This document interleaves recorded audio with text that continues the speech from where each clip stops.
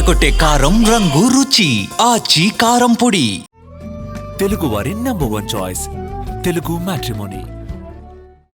YCP అవినీతిని బయటపెట్టిన సొంత MP.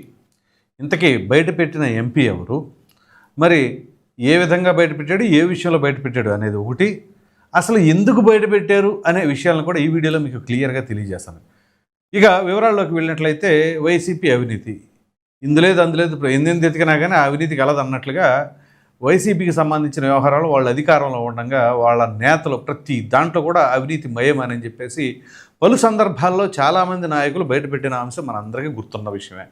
అయితే ఇక్కడ తాజాగా ఏంటి అంటే వైసీపీ రాజ్యసభ ఎంపీ అయినటువంటి పిల్లి సుభాష్ చంద్రబోస్ ఆయన తాజాగా కొన్ని విషయాల్లో అవినీతి జరిగింది అని చెప్పి సాక్ష్యాధారాలతో సహా ప్రెస్ మీట్ పెట్టి నిన్న సోమవారం బయటపెట్టారు. ఇంతకీ దేంట్లో అంటే మెప్మా అంటే mission for poverty in municipal areas, అంటే మున్సిపల్ ఏరియా ప్రాంతంలో ఉన్నటువంటి దిగువ మధ్యతరగతి దారిద్ర్య రేఖకు దిగువనున్న వారికి సంబంధించి వాళ్ళకి కొన్ని నిధులు ఉంటాయి. ఆ నిధుల్లో కూడా అవినీతి మయమైపోయింది అని చెప్పేసి పిల్లి సుభాష్ చంద్రబోస్ గారు తెలియజేయడం జరిగింది. So doctor BR Ambedkar Konaseema జిల్లా రామచంద్రాపురం పురపాలక సంఘానికి చెందిన మెప్మా నిధులు 1,22,00,000 రూపాయలను వైసీపీ పాలనలో నాటి అధికార పార్టీ నేతలు, అప్పటి పురపాలక కమిషనర్, గుత్తేదారులు దోచేశారని పిల్లి సుభాష్ చంద్రబోస్ సంచలనమైన ఆరోపణలు స్థానిక వైసీపీ కార్యాలయంలోనే, ఇది అండర్లైన్ చేయండి, అక్కడ స్థానిక వైసీపీ ఆఫీస్లోనే ప్రెస్ మీట్ పెట్టి మరీ అప్పటి నిధుల స్వాహాపై ఆధారాలను చూపించారు. పేదరిక నిర్మూలనలకు ఉపయోగించిన మెప్మా నిధులను నిబంధనలకు విరుద్ధంగా దారి మళ్లించారని, దీనిపై విజిలెన్స్ విచారణ జరిపించి బాధ్యులను శిక్షించాలని రాష్ట్ర ప్రభుత్వాన్ని కోరారు. వైసీపీ ప్రభుత్వం అప్పట్లో కొందరు పేదల ఇళ్ల పట్టాలు ఇవ్వడంతో పాటు ఇళ్ళు నిర్మించి ఇచ్చింది. అందులో భాగంగా రామచంద్రాపురం పట్టణానికి చెందిన లబ్ధిదారులకు వెల్లసావరం, ఉండూరు, హసనబాద గ్రామాల్లో స్థలాలు కేటాయించింది. ఈ 4 చోట్ల మున్సిపాలిటీ మెప్మా నిధులను అప్పటి మున్సిపల్ కమిషనర్ ఇళ్ల నిర్మాణానికి మళ్లించారు. చివరకు ఇళ్ళు కూడా కట్టించకుండా నిర్మాణ సామాగ్రిని నెల్లూరుకు చెందిన కాంట్రాక్టర్లతో కలిసి స్వాహా చేశారట. సమాచార హక్కు చట్టం ద్వారా ఈ విషయాలన్నీ వెలుగులోకి వచ్చాయి అని ఎంపీ చెప్పడం జరిగింది. ఈ విషయాన్ని ఆర్థిక మంత్రి అలాగే కలెక్టర్ దృష్టికి తీసుకువెళ్ళానని సీఎం చంద్రబాబుకు లేఖ రాస్తున్నట్లు తెలిపారు. సీఎం దృష్టికి కూడా ఒక లేఖ ద్వారా తీసుకెళ్లాలని. ఈ అవినీతి కారణంగా బదిలీపై వెళ్ళిన ఓ ఉద్యోగి తన సొంత డబ్బులు 40 లక్షల రూపాయలు చెల్లించాల్సి వచ్చిందట. ట్రాన్స్ఫర్ అయిన ఉద్యోగి 40 లక్షల రూపాయలు తన సొంత డబ్బులు చెల్లించాల్సి వచ్చింది ఈ అవినీతికి సంబంధించిన దాంట్లో. సో మెప్మా నిధులను అంటే పేదరిక నిర్మూలనకు ఉపయోగించవలసిన నిధులలో కూడా ఇల్లు కట్టించామని చెప్పేసి పెట్టేసుకొని ఆ నిధులు స్వాహా చేసి తీరా చూస్తే ఇల్లు కట్టించకుండా ఈ రకంగా వీళ్ళు చేశారు.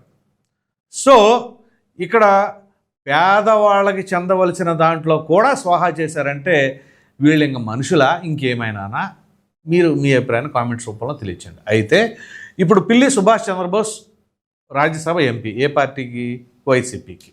మరి వైసీపీకి సంబంధించిన ఎంపీ అయ్యుండి వైసీపీ ఆఫీసులోనే ప్రెస్ మీట్ పెట్టి వైసీపీ వాళ్ళే తిన్నారు అని చెప్పేసి అన్నారంటే ఇక దీనిని బట్టి అర్థం చేసుకోండి. అయితే ఇప్పుడు ఆయన ఈ విషయాన్ని ఎందుకని బయటపెట్టి చంద్రబాబు నాయుడు గారికి లేఖ కూడా రాశారు. ఇప్పుడంటే వైసీపీలో ఉండే వైసీపీకి రివర్స్ అని అనుకోవాలా?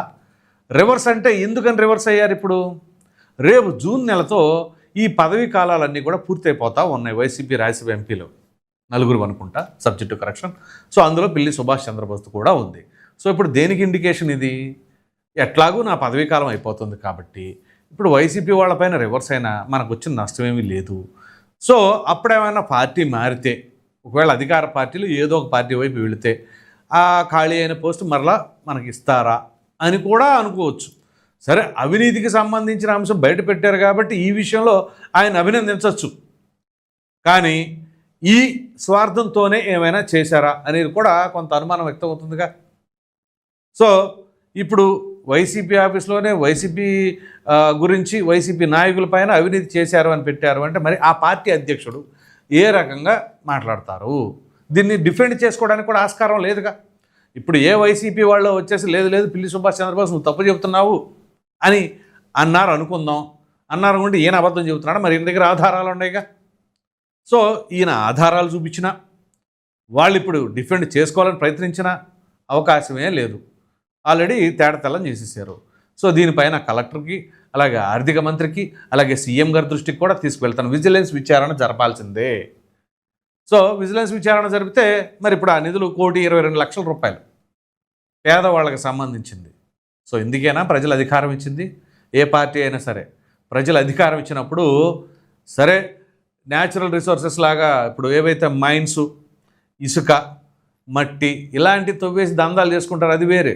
అది కాకుండా పేదల కోసం కేటాయించిన నిధులను కూడా స్వాహా చేసేసుకుంటున్నారు అంటే ఇక రాబందులే బెటర్ ఏమో. బహుశా మామూలుగా మనకు గద్దలు రాబందులు అంటారు చూసారా, అవి చాలా బెటర్ ఏమో. వాటికంటే దారుణంగా ఉందే పేదవాళ్ళని పీక్కు తినటానిక ప్రజలు అధికారం ఇచ్చింది. సో ఇవాళ సొంత పార్టీ వాళ్ళే బయట పెడుతున్నారు అని అంటే ఇక వాళ్ళ వ్యవహార శైలి ఏ రకంగా ఉందో అర్థం చేసుకోండి. కాబట్టి ఒక్కసారి అధికారం ఇచ్చిన దానికి కాను ఏ ఒక్క దాంట్లో కూడా వదలకుండా ప్రతి దానిలో అవినీతిమయం, అక్రమాలు, ఎక్కడికక్కడ స్వాహాలు ఏ వదల్లా, చివరికి మెప్పా నిధులు.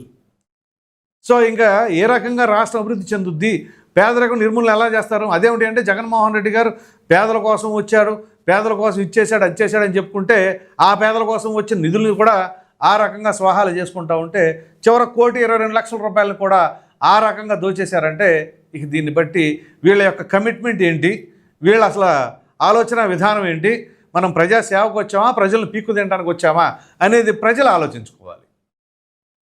సో ఏ స్థాయిలో ఉన్న నాయకులు ఆ స్థాయిలో ఎవరికి అందిన కాడికి దోచేసుకోవడం అనే ధోరణిలోనే ఇప్పుడు తాజాగా బయటపడిన ఈ ఘటన బట్టి మనం అర్థం చేసుకోవాల్సిన అవసరం ఉంది. సో ఇక్కడ ఎమ్మెల్యేలు చేశారా, లేదా స్థానిక నాయకులా, లేకపోతే జిల్లా స్థాయి నాయకులా, లేదా మండల స్థాయి నాయకులా, లేదా అధికారులతో పాటు కొమ్మక్కై చేసుకున్నారా, ఎవరు చేసినా మనుషులు మారతారే కానీ అక్కడ ఆ అవినీతి అనేది మాత్రం కామన్ కదా. సో మద్యం దోచేశారు, ఇసుక దోచేశారు, మైన్స్ తోవేశారు, మట్టి అడ్డగోలుగా తోలేశారు, ఇంకేది వదిలేరు అనుకోవాలి. ఇప్పుడు ఈ నిధులు అదేమిటి అంటే పేదలకు మేము ఇళ్ళు నిర్మించి ఇస్తాం, స్థలాలు కేటాయించాం అని చెప్పేసి అన్నారు. దానిలో ఎంత స్వాహా చేశారు, ఎంత మింగేశారు, ప్రభుత్వానికి ఇచ్చిన రేట్ ఎంత, రైతులకు ఇచ్చిన రేట్ ఎంత, మధ్యలో కుమ్మేసిందంత. సో ఇలా ఈ అవినీతికి సంబంధించిందంతా కూడా తోడటం, బయట పెడతాం, ఆధారాలతో ప్రవేశపెడతాం. మరి ఆయా ఎవరెవరైతే అక్రమార్కులు ఉన్నారో మరి వాళ్ళపైన చర్యలు ఎప్పుడు పడతాయో ఏం జరుగుతుందో అర్థం కాని పరిస్థితి. సో ఇక్కడ పిల్లి సుభాష్ చంద్ర గారు మాత్రం ఓ విధంగా ఇప్పుడు ఆయన బయట పెట్టిన ఈ అంశాలు ఓ విధంగా సంచలనమైన విషయాలే. సో దీన్ని ఇక విచిత్రమైన విషయం ఏంటంటే అదే పార్టీ ఆఫీస్లోనే చేశారు ఆయన. ఇది కదా ట్విస్ట్ అంటే. సరే బయట ఇంటి దగ్గర ప్రెస్ మీట్ పెట్టారంటే నిదానంగా వైసీపీకి దూరంగా జరుగుతున్నారు అనుకోవచ్చు.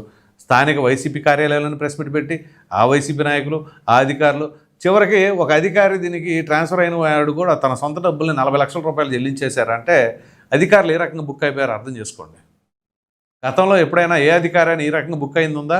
అఫ్కోర్స్ అప్పుడు రాజశేఖర రెడ్డి గారి హయాంలో శ్రీలక్ష్మి అనే ఐఏఎస్ అధికారిని ఆవిడ బుక్ అయిపోయారు. మరి ఆ తర్వాత జగన్మోహన్ రెడ్డి గారి అధికారులు ఇప్పుడు ఎంతమంది ఐఏఎస్లు, ఐపీఎస్లు వాళ్ళపైన ఈ కేసులు నమోదైన తర్వాత వాళ్ళ కెరీర్లు ఏ విధంగా ఉన్నాయి, మరుగున పడిపోయారా, ఎట్లా ఉండారు అనే పరిస్థితి చూడండి. సో మరలా ఇప్పుడు ఈ మండల స్థాయిలో, జిల్లా స్థాయిలో కూడా ఈ పరిస్థితులు కనిపిస్తూ ఉన్నాయి. సో మొత్తం మీద ఓ విధంగా చెప్పాలి అంటే సొంత పార్టీ సంబంధించిన ఎంపీనే ఓ విధంగా వీళ్ళ గొడ్డలు ఎడదీశాడని చెప్పేసి అన్నారు, సాక్ష్యాధారాలతో సహా చూపించారంటే. సో మరి చూద్దాం ఏం జరగబోతుందో, ఏంటో విజిలెన్స్ విచారణ చేయాలి అని చెప్పేసి ప్రభుత్వం ఆదేశిస్తుందా? ముందుగా చంద్రబాబు నాయుడు గారు ఆల్రెడీ ఇప్పుడు దావోస్ పర్యటనలో ఉన్నారు కదా, వచ్చిన తర్వాత దీనిపైన చర్యలు ఏమైనా తీసుకుంటారా, ఏం జరగబోతుంది, ఏం జరిగితే మంచిదని మీరు అనుకుంటున్నారో అభిప్రాయాన్ని కామెంట్ సెక్షన్లో తప్పకుండా తెలియచేయండి. Thank you.